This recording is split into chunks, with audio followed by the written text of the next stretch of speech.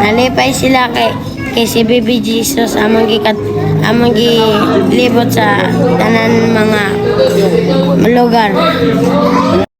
Dinhi sa parokya di San Pedro Apostol Bantayan, ang ilang gihimo mao kining Pax Tecum, kun ang kalinaw maanaa kaninyo.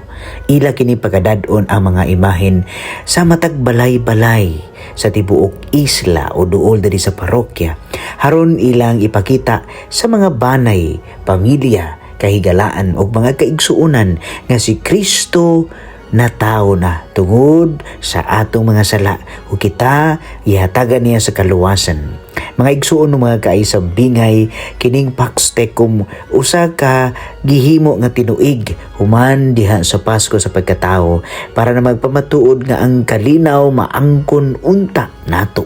Haron kita magmasaligon ug magmalaumon gayud sa Dios sa iyahang pag-ari sa kalibutan tungod sa iyang dakong gugma alang kanatong tanan. Busa mga igsuon kining Pax Tecum naghagit kanato sa matag usa nga kita usab magmasaligon sa Ginoo sa iyang mga grasya sa matag adlaw sa atong kinabuhi kay sa tinuod lang kayod siya maoy magbukbo sa tanang panginahanglanon kanato sa matag adlaw. Busa kita hinaot magmasaligon ug magmalinawon sa matag adlaw upan sa dakong pagsalig niining ato ang dakong gugma sa Dios. O kining tanan isalig nato uban sa grasya nga kanunay gihatag kanato sa matag adlaw.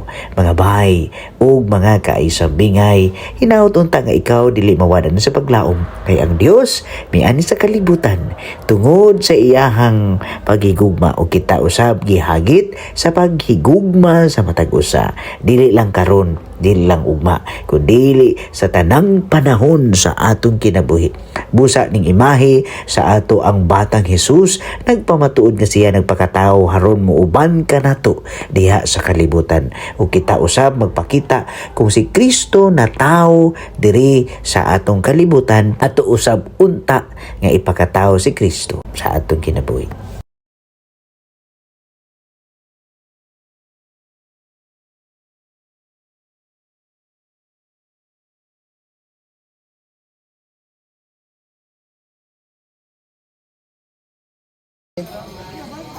Ikaw akong pangutan-on sa may imuhang nindot nga kasinatian sa paghimo nining Pax Tecum pagdala sa mga tao unsa man ilang nasa nyati.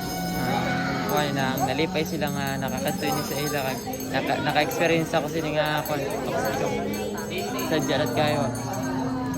Ikaw siya unsa man nasinati sa mga tao pagdala nimo ni Baby Jesus sa ilang balay. Nalipay sila. Okay? Nana siya de. Ha?